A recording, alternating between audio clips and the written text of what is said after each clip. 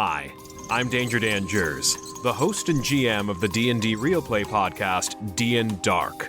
Join us on Wednesdays for an absurd, over-the-top comedy horror adventure, starring some of history's most infamous monsters. I'm Ben Magnet. I play Mary Frankenstein, our barbarian. I am Daniel Cruz. I am playing Imhotep the Mummy, our cleric. I'm Jordan, and I play Larry Talbot, a lycanthropic warlock. I am Grayson, playing Jet Griffin, the Invisible Man, the party's rogue. I am Aaron. I play the Phantom of the Opera, our bard. For more information, go to dndarkpodcast.com and listen to us anywhere you find podcasts.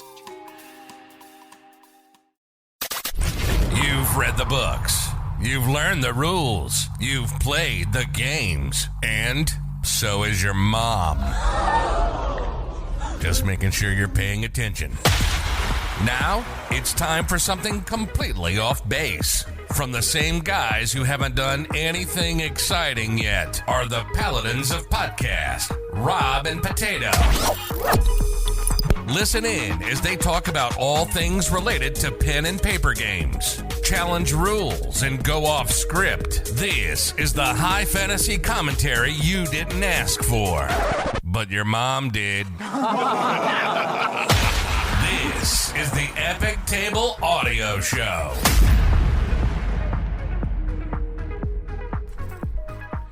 Welcome back, everybody, to the Epic Table Games Audio Show, starring Rob. What about Potato? Oh, and me, of course, Potato. What is up, Potato? What's up, man? Dude, not too much. You know my daughter? My youngest one turned 5 last week. That's amazing. Time flies. Dude, she's such a little shit. like, I know you don't have girls. And what I've realized is that they kind of go from, like, 0 to teenage bratty real quick. And everybody tells me that they don't let up until they're adults. I mean, please. Yeah. Please, for the love. I've always seen that in shows, and that usually happens when the first period comes in. All right, we're not talking about that. This is a TTRPG talk show, and we're going to talk about that now, because I don't want to hear about your nonsensical business with stuff you don't know nothing about. I was going to reel it into Rolling Dice. You should have gave me a minute. I'm not going to let you reel that one in. Okay? We're just going to jump right into what we're supposed to talk about today. What's tonight's episode, my dude? I think what I want to talk about is an article that was written just within the last few weeks, and it deals with what's considered the XP Valley. And it's kind of a revolutionary idea that people pointed out when it comes to Dungeons and Dragons. You get from level 1 to 3 very quickly. Right. And from level 4 all the way up to level 11, it's tapers. Not just tapers, it stagnates. So to give everybody kind of a quick rundown here, and I'm going to kind of base what I'm telling everybody off of the chart I have in front of me, is that once you get to level 3, 39% of the level to CR that needs to get you towards the next level, it's only about 39%. And then it drops off to 29 to 28% of level to CR. So that means level 1 versus CR 1, that battle should get you 67% of the way to your next level. Right. So CR 2 level, 1-to-1, just slugfest. You are generally going to average 29 to 30%, and it's actually much lower per battle. Realistically, yeah, it's actually lower than that. Right. And now that is specifically if you are going level to level, toe to toe. One-on-one. Right. One-on-one. And usually, when you play in a game, it's never usually one-on-one to begin with. Right. But for sake of argument, right. One-on-one, it's like what? You said 67% get to second level? Yep. So that means you would have to fight 2 people just to get to second level. Right. And then to get to the third level, you said it was like 30%? 75%. 75%. So the fact is, it's not like, oh, I beat this guy, I'm not gonna level up. You gotta fight a few people, but then you get to, what is that, level 4. Level 4. How many people are you gonna have to fight before you get to level 5? Level 4 averages 29% towards your next level up. So to go from 4 to 5, your toe-to-toe battle is 29%. So cover your you go cost. from fighting a couple people to having to fight like 5 or 6 people just so you can level up again. Yeah, and then that becomes average for the next few levels, all the way up until you actually get to level 11. And the thing is that, you have to go toe-to-toe in these scenarios. Right. This is exactly what it's built as. But your average party level and your CR, which we've actually talked about how to develop decent CRs. Yeah. I got a story about one of our one of our games that you didn't get to make it to. Yeah. Because it's absolutely crazy. But level to CR is a whole party thing. So if your average party level is 5 and you throw a CR 5, it's really not difficult because everybody is level 5 and your opponent is level 5. So that means it's only relatively difficult for one person to go toe to toe, but he has multiple opponents and you all have one target. It's not challenging. Right. So that is where this huge issue comes into play, because it does create that experience point valley, because so many of the matched CRs are designed not even designed. They're not played from the DM's perspective. They're not played in a way that's actually entirely challenging. That's true. That's true. You always got to add a little bit more to it. Right. So when we talked about CRs before, we looked at the fact that most games that we've played that developed CRs for their characters and use an average party level system, your average party level CR should be CR plus 1 if you want it challenging, plus 2 if you want it difficult, plus 3 if you want it very hard, and 4 if you want it nearly impossible. Yep. That's just a rule of thumb, and it's not something that you should swear to God by. It's just something that you can base things off of decently well. Yeah. So what this article mentions is that in the XP valley from level 4 to 10, the rate of leveling picks back up, hovering between 50 to 60% for every CR, see your next level, all the way up to level 20. So really, the question that they present is the mid-level slog intentional? How intentional is it? And people say it's tough to talk about. It's tough to say.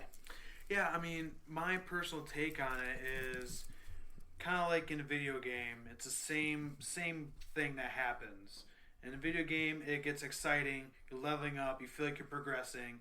Then it gets to a part where it just takes forever for that next level to come up. Mm-hmm. And then you get to a certain point, then it hikes up again, and now you're excited and you want to keep going and finish through strong. Well, I can see that.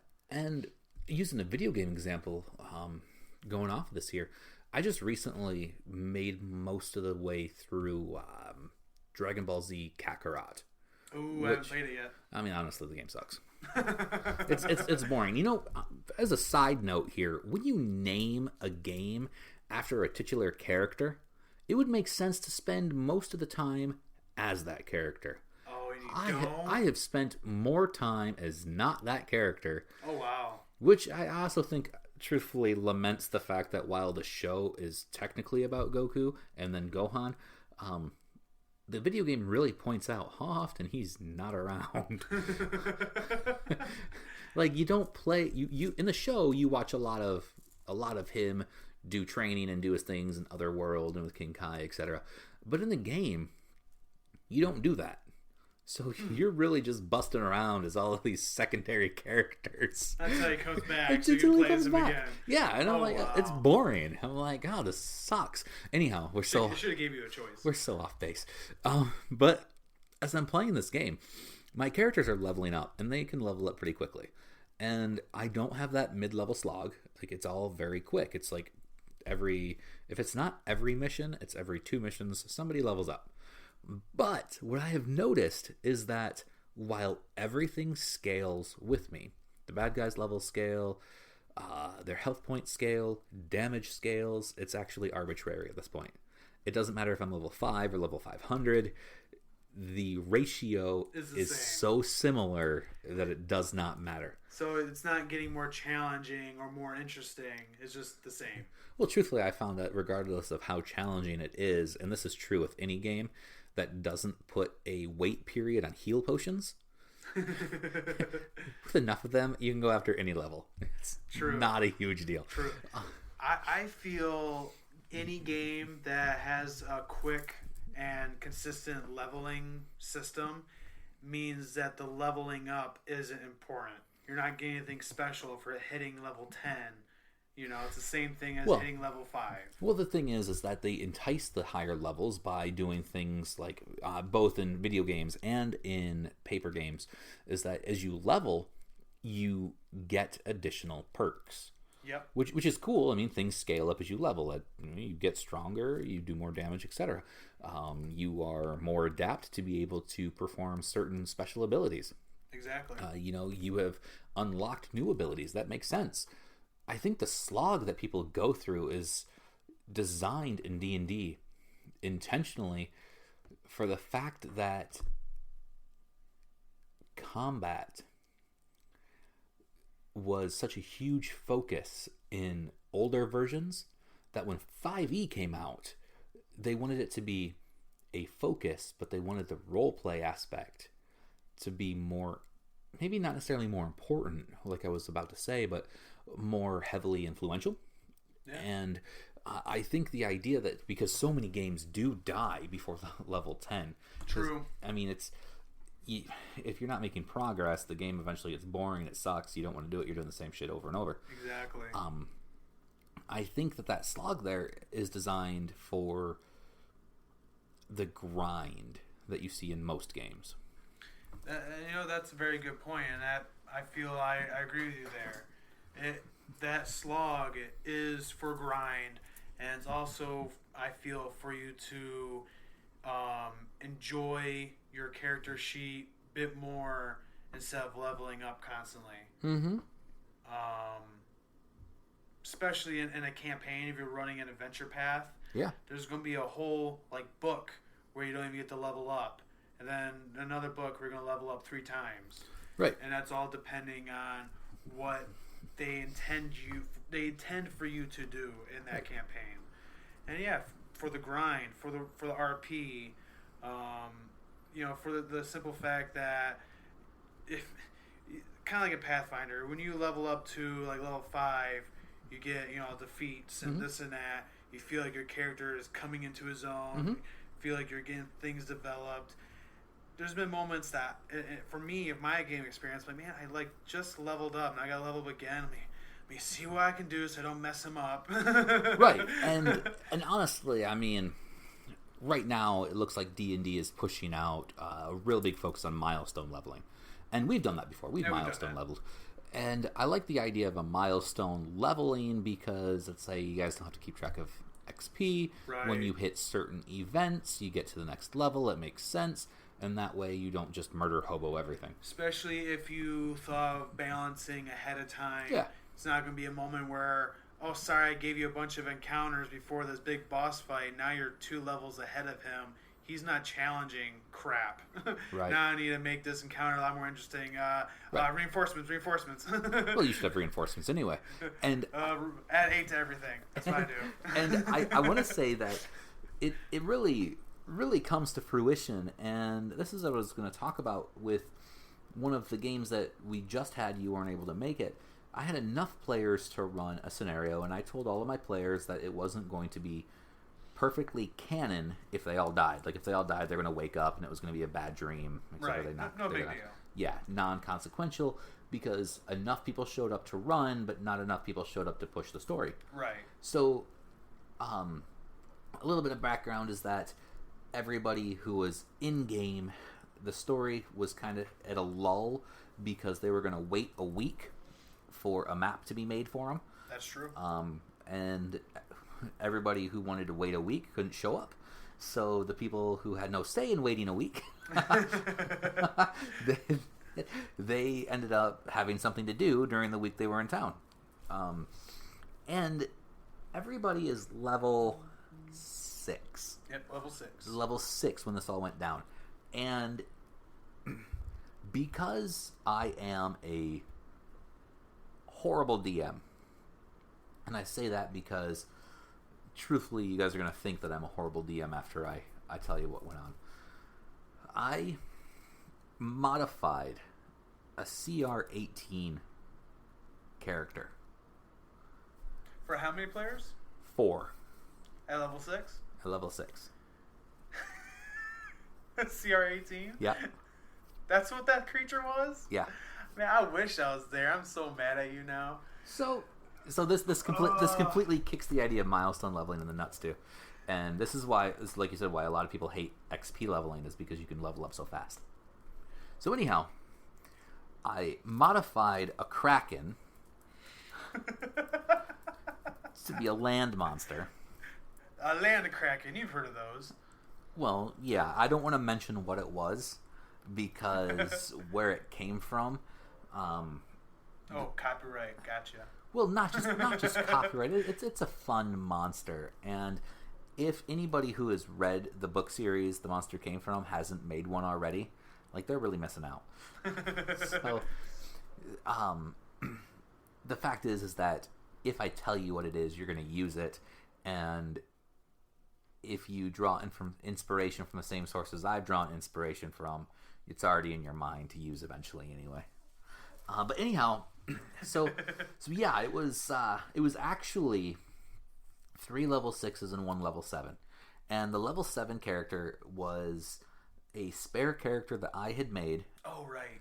And we already know that I am the min-max guy. Okay, I mean, I know how to overpower all my characters, and this is why it's a bad idea. This exact story is why it's a bad idea. What happened there was that my player forgot his character sheet, or I misplaced it. We don't know where it is. We don't know what happened to it. It's just sort of it's gone AWOL, and he didn't have it on him. So I'm like, you know what? I got a character who's right around the same level. You know, he's pretty maximized. He's got minimal downside to him. Like, he's got a boatload of spells. Here's how many times he can do each spell. Here's his absolute overpowered BS. And ultimately it turned out where he could pump out 4 burning hands, and they would do, I think it was like 24 D4 plus 26. Disgusting. 27. Sure, and he could heighten it or whatever, so it did 1.5 times. Oh, he had the heightened spell feat? Yeah. Nice. Yeah, or empower or maximize. It wasn't maximized. It would do 1.5 times damage versus a full double.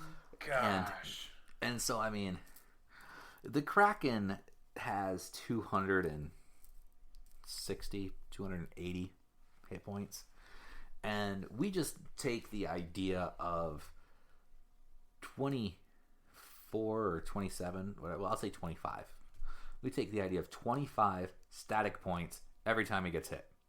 So instantly, you're looking at within a couple rounds, he's already chunked up pretty bad.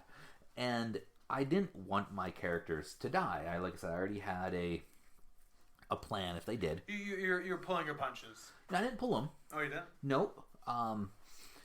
So the Kraken has like 10 attacks. So like 8 tentacles and 2 arm. And 1 turn. Things. Yeah. Oh, wow. Yeah. Now, because what I was working with was not actually a Kraken and it only had 8 arms, I sacked 2 of them. And while it could have grappled to grab, that's the only thing it didn't do. And it didn't focus on just one guy at one time. You know, it ended up doing a lot of damage. It killed 1 guy. And it wasn't a huge deal. He was able to be brought back after the battle, mid-battle, whatever. And between Burning Hands and our heavy-hitting barbarian, yeah, who does a ridiculous amount of damage anyway, they were able to, within 5 rounds, wow, kill a CR18. And I know what a lot of people are going to think. Well, that's ridiculous. Why did you even put him up against a CR18? Why did you put him against a CR18 if you're going to nerf them so much.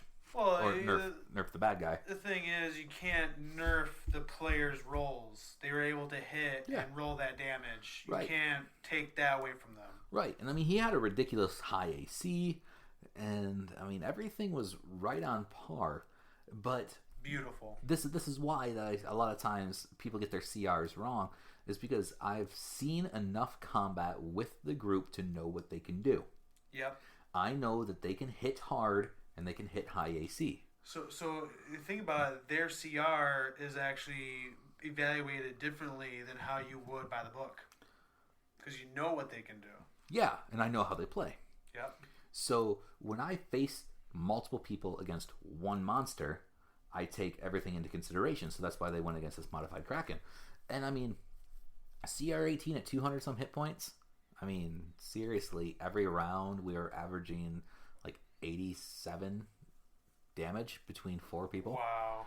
And yeah, they were getting hit every round, but they were at least high enough level to keep standing. Exactly. And truthfully, he was only doing like 2d6 or 2d8 plus 10.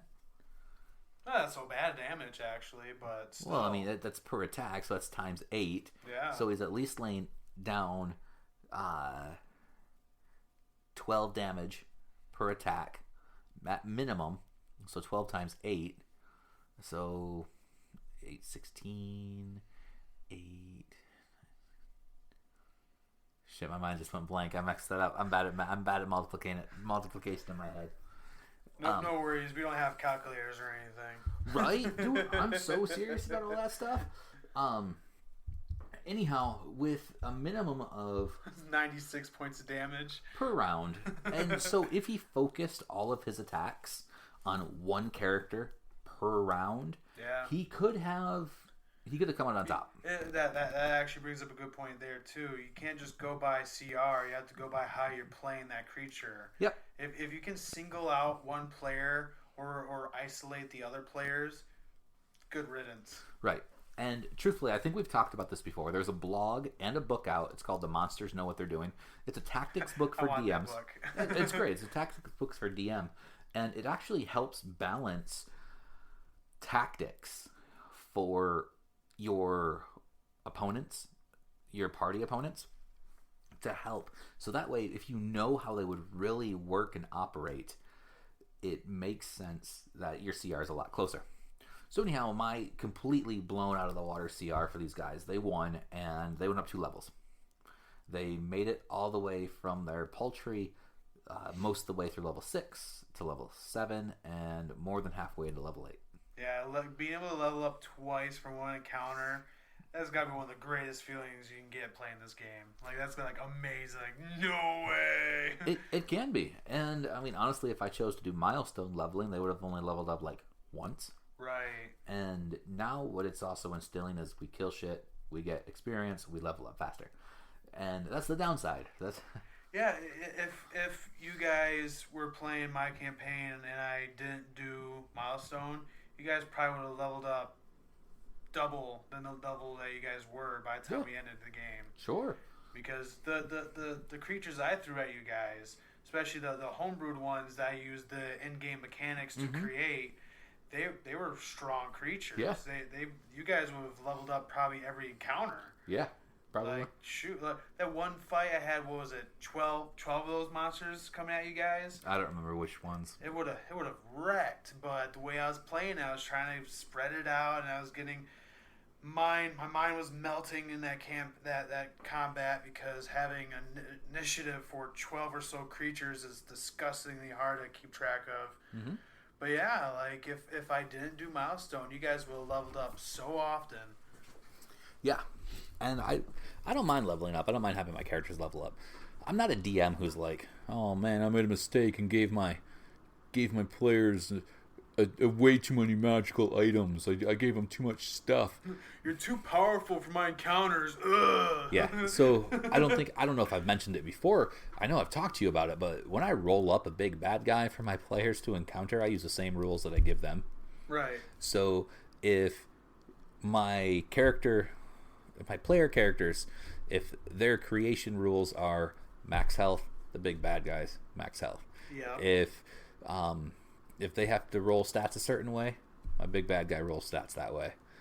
My big bad guy will take classes, take levels. He will be optimized. He will go by the same rules. Yeah. And the only thing that I do differently is I do not give him the same starting wealth that I give my players. Do you give him less or more? I double it. Double it? No, I'm just joking. I'm just joking. I'm just joking. No, I give him less. Pathfinder has a heroic NPC chart.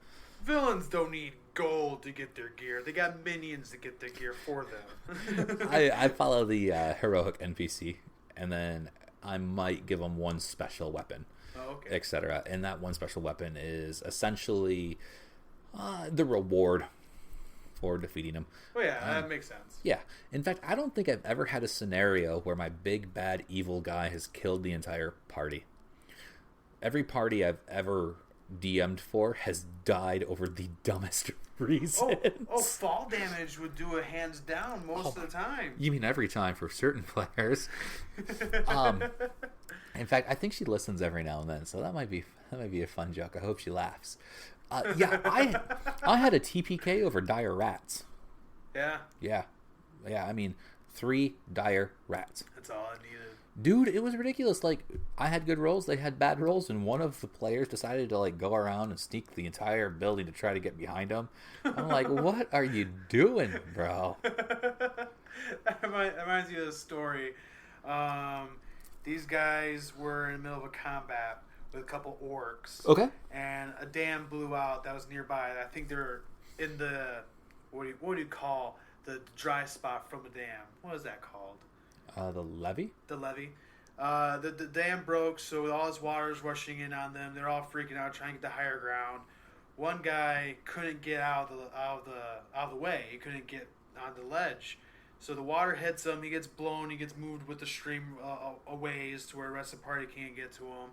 And this ginormous gar is swimming through this water, swallows him whole, and keeps swimming down the stream, while the other guys are still trying to fight these couple orcs.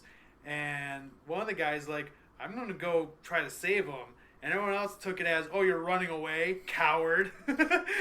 All the while this guy swallowed a hole in this giant guard trying to cut his way out. Wow. It was insane. He was like a good 300 yards by the time he got out of that guard. So I like that story. And what I think is funny is that really in these fantasy settings, you have characters that controlled by players get put in situations that are fantastical anyway. You don't ever hear about, or very rarely do hear about, a scenario like that where all of a sudden just a big ass fish comes by and swallows you whole. Yeah. Like, sorry, they're so big compared to you, you don't have an option here. You are in a situation that you have zero control in. You got nothing going on for you. You are in its stomach. This is a force of nature. It's not a encounter in your traditional sense. Right. And I mean, sometimes you can say, well, make a reflex save just to see, and you're like, ah, man, you just barely got swallowed, or you barely got out of the way, but he's tumbling through rushing waters that are still flowing through. It makes sense. He has to hold his breath. I think Pathfinder has a mechanic where you can't hold your breath for X amount of time, and this and that. I think you have to roll to keep the air in your lungs, or else you get your air taken out. There are rules for stuff like that. Doing it that hardcore would be rough. I just hand wave that if I was DMing that situation. Sure. But man, that'd be insane. Sure. I think I would like to add in a few more acts of nature or force of gods. That's just like, oh yeah, you were just walking down the street and all of a sudden, you're picked up by a rock and headed to its roost.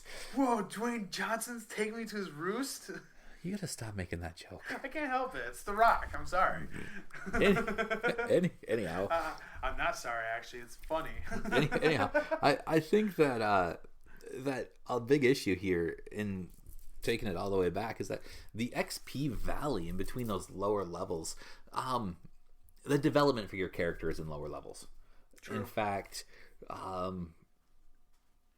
don't remember your multiple attacks in 5e. I don't think you really get multiple attacks anymore. I don't know. Can't say. But I think in most games, once you start getting into that combat aspect, as you're developing your characters and getting levels and special abilities, more combat to create a scenario to learn how to fight in combat is not a bad thing.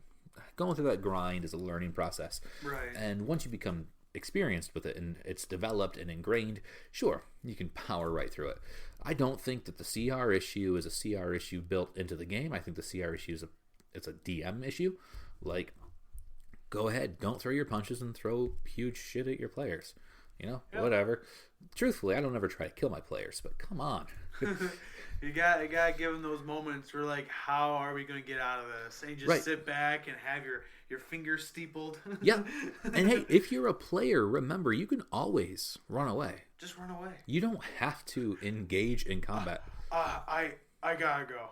Dude, one of the things I'm super notorious for as a player, and I just do it to joke around, the DM will give me a great scenario, a great setting.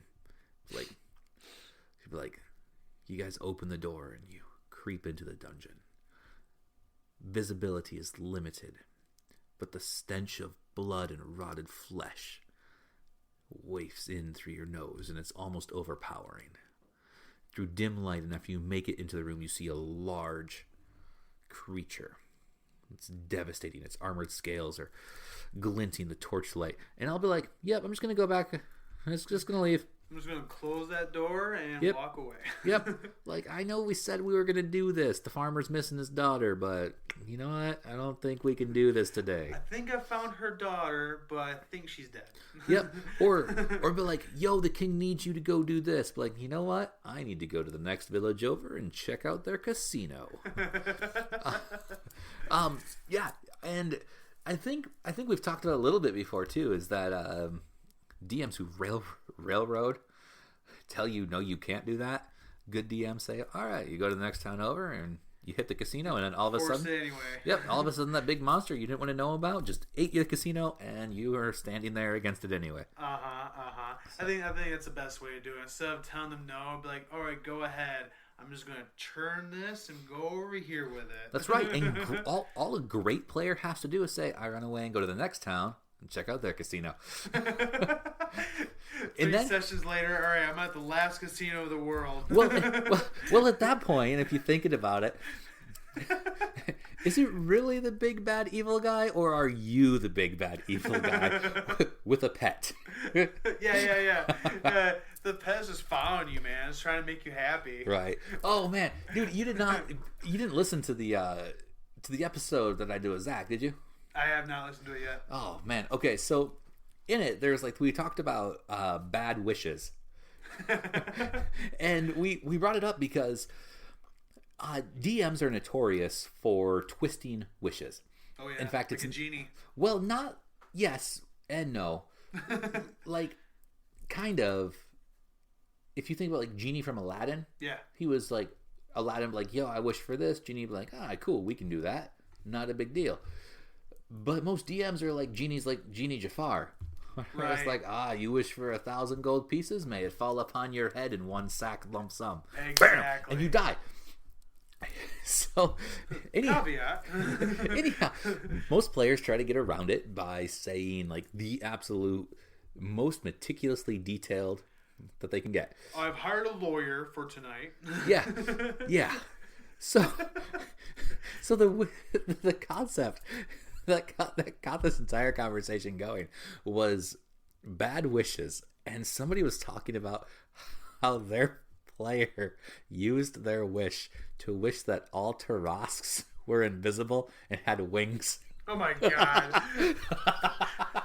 The Godzillas of the world now are invisible and have wings. Yeah.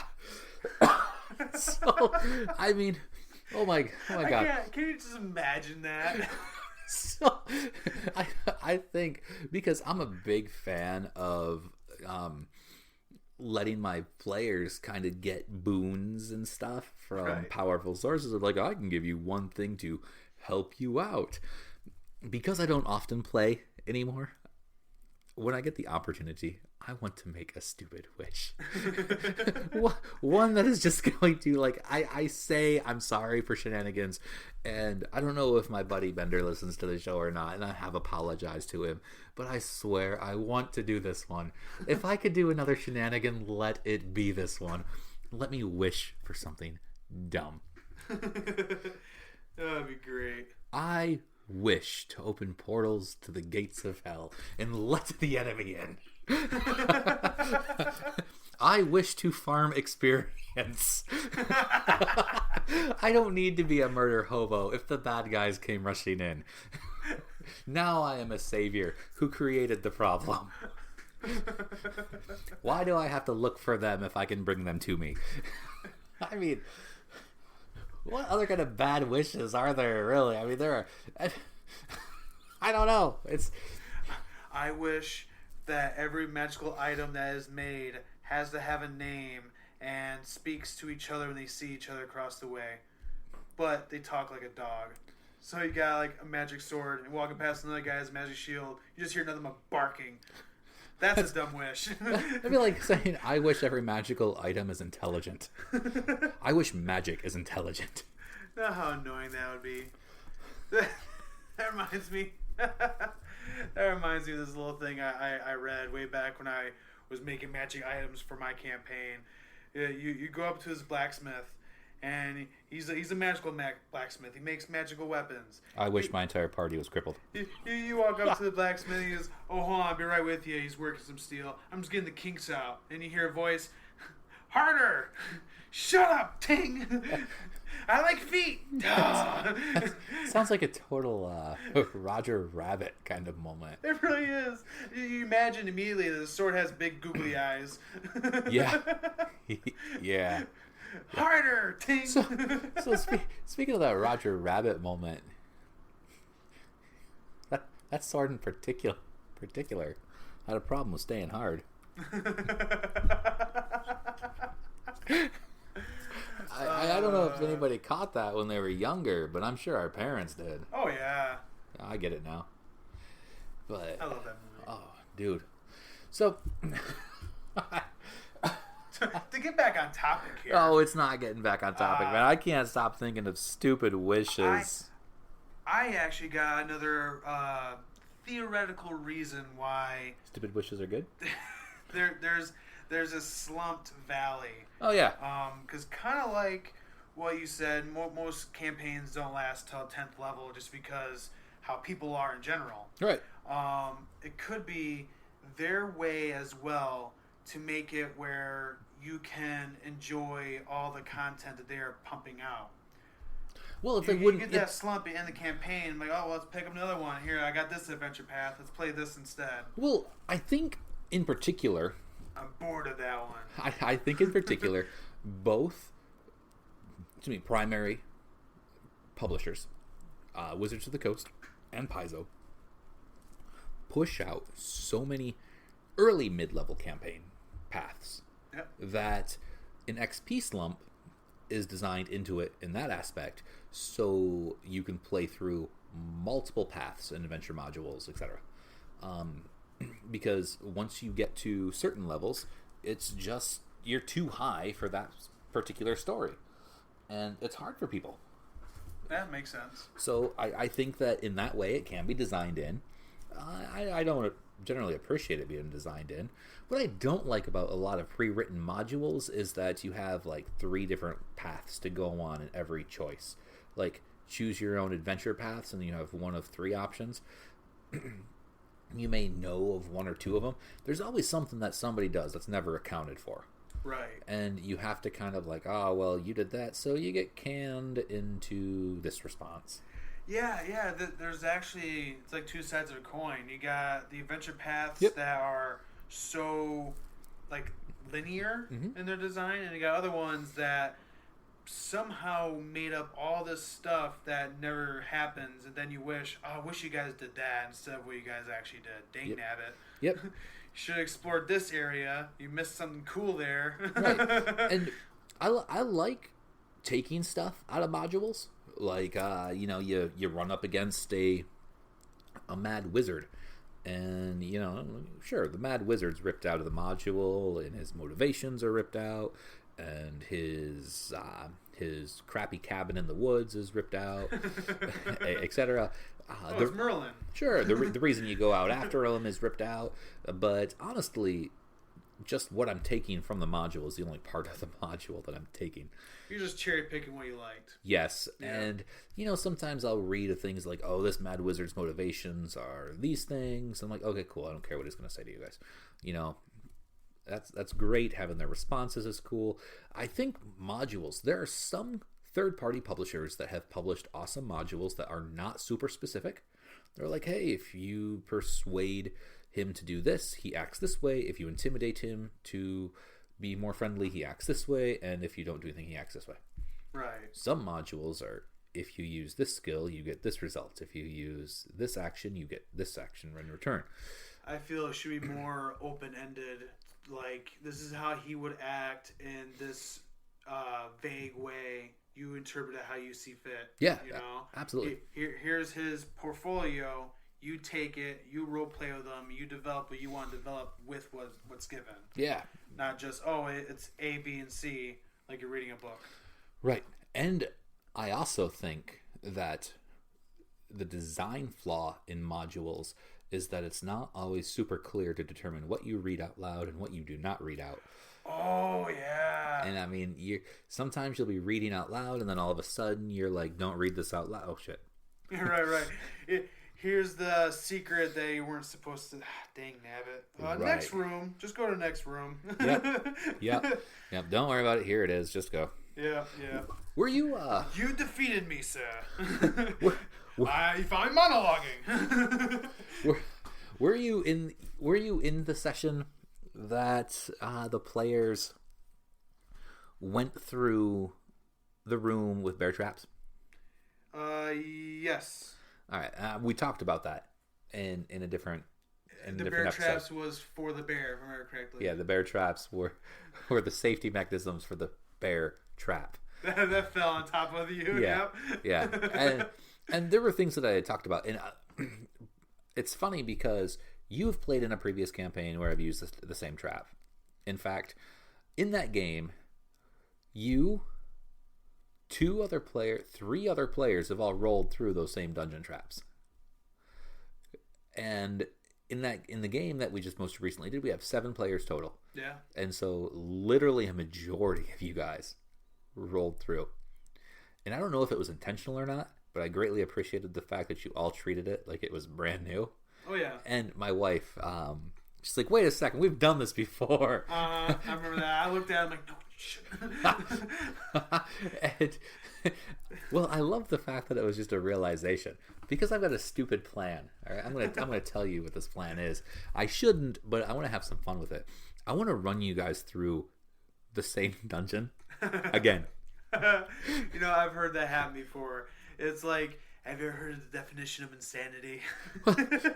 Well, the idea is to find another scenario where you guys are just going through a dungeon, and it just happens to be like these same traps. Right. And it's like Acme. And then that's what I want to do.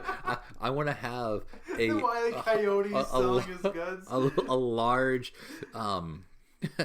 generic corporation, like Dungeon Builder, generic Dungeon Builder Inc. Traps Plus. Yeah. So these things are just store bought and assembled like IKEA. Oh, that's great. That's great. It reminds me. Here's a bear cub. You have to raise it for a couple years first. It reminds me of the fact that I like to put Walmart in almost all of my games, because I'm tired of having 17 different shops I have to keep track of. Just go to Walmart. All right, they're your discount seller for everything. It is simple. It is easy. In fact, if our listeners have anything dumb, stupid, or fun that they really like to do, I'd like to be able to hear about that. So check us out. Yeah. Join our Facebook group at Epic Table Games and tell us your fun stories, your ridiculous stories, your retarded things that you put in every game. Otherwise, check us out online at epictablegames.com, and we'll see you next time. Good night, everybody. Epic Table Games! 32 nights, roll nights, fantastic nights.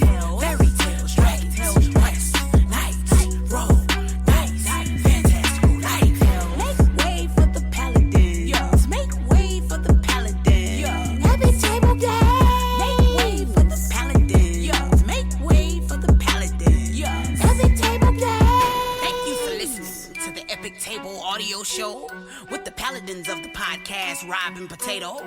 Until next time, stay in touch on Facebook at Epic Table Games and online at epictablegames.com. Yeah. Epic Table Games. Yeah.